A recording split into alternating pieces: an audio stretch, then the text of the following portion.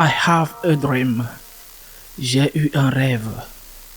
C'est par cette phrase que Martin Luther King a commencé son plus célèbre discours sur les marches du Lincoln Memorial à Washington en 1963. Eh bien, moi aussi j'ai eu un rêve. J'ai rêvé que Dieu notre Seigneur a permis à Saint François de ressusciter d'entre les morts et de se rendre comme un de plus au sommet sur le climat de Glasgow. De sa ville natale d'Assise où elle est enterrée, il partirait pour rejoindre cette ville écossaise en utilisant des moyens publics. Des moyens publics parce qu'il n'est pas un de ces potentats qui ont utilisé leur avion privé. Plus de 60 sont partis comme ça, consommant non seulement de l'essence mais polluant beaucoup au lieu d'être partis. S'ils ne pouvaient pas utiliser des moyens publics pour leur sécurité, ils auraient participé à une vidéoconférence par exemple. Bien sûr, ce qui est recherché n'est pas de résoudre la question du climat, mais la photo électorale, c'est ce qui est important. L'arrivée de Saint François à Glasgow a été reconnue comme personnage illustre. Il a été immédiatement autorisé à utiliser la tribune des orateurs. Il y a eu un silence d'attente pendant que le pauvre d'Assise, avec son humilité, s'adressait à ceux qui se trouvaient dans cette grande salle.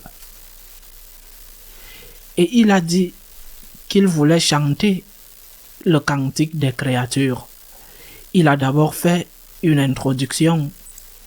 Il commença par dire que c'était le cantique des créatures, pas le cantique aux créatures, c'est-à-dire le cantique de louange, d'action de grâce que les créatures de Dieu, créées par Dieu, élevaient à leur Seigneur, pas le cantique aux créatures, comme si les créatures avaient remplacé Dieu et devaient être louées comme des déesses païennes. Il parla de la terre et dit qu'il allait la mentionner plus tard, et qu'il allait la mentionner 2 fois, et qu'il allait d'abord dire « Sœur la terre »,« Sœur », et ensuite il allait dire « Sœur notre mère la terre », mais pas dans le sens de faire de la terre une déesse de type Pachamama, mais dans le sens de souligner l'importance qu'elle avait en tant que créature spéciale, mais en tant que créature créée par Dieu le Créateur. Et bien sûr, il a aussi ajouté qu'il allait parler de la sœur, la mort, qui va tous nous toucher. Et il a fait remarquer que celui qui meurt en état de péché mortel n'ira pas au ciel, mais en enfer. Malheureux si un péché grave surprend le pécheur, dit le cantique des créatures. Des murmures de désapprobation commencèrent à se faire entendre dans la salle. Elle n'était plus si expectative.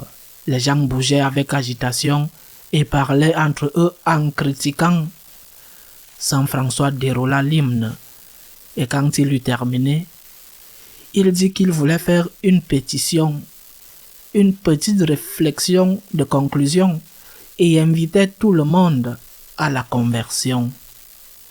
Il disait que peut-être pendant longtemps on avait parlé de péchés sociaux ou de péchés collectifs.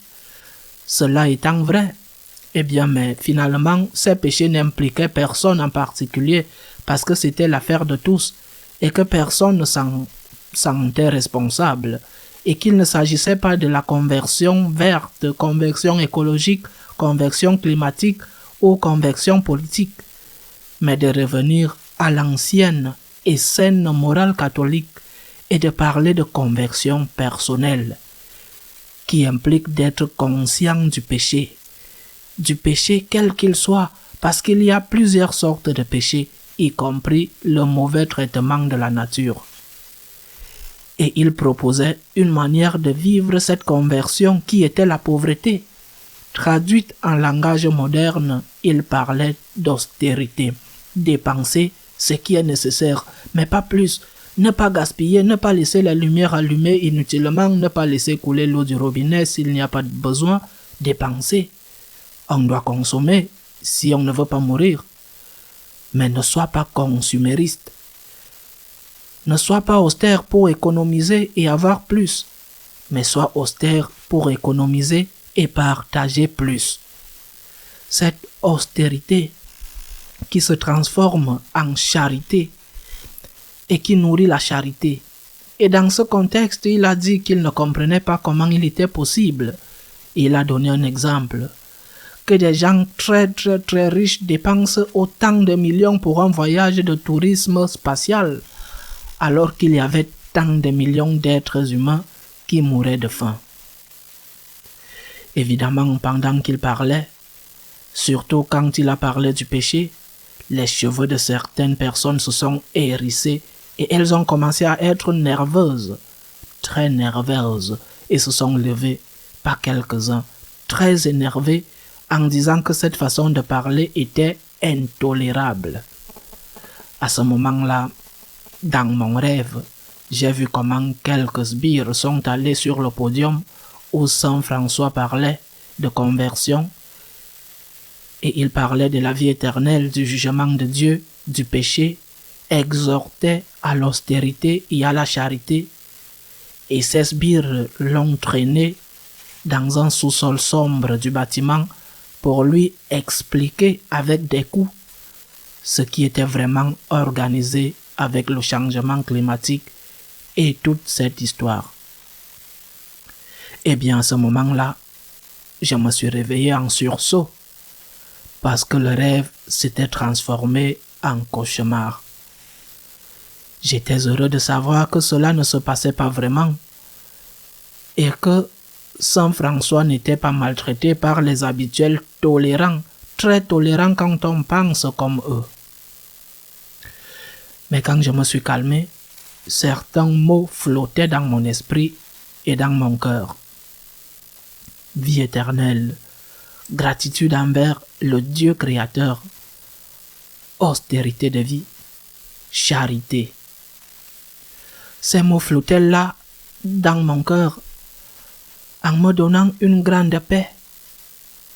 Et je ne voulais pas me rendormir pour ne pas les oublier. À la semaine prochaine, si Dieu le veut.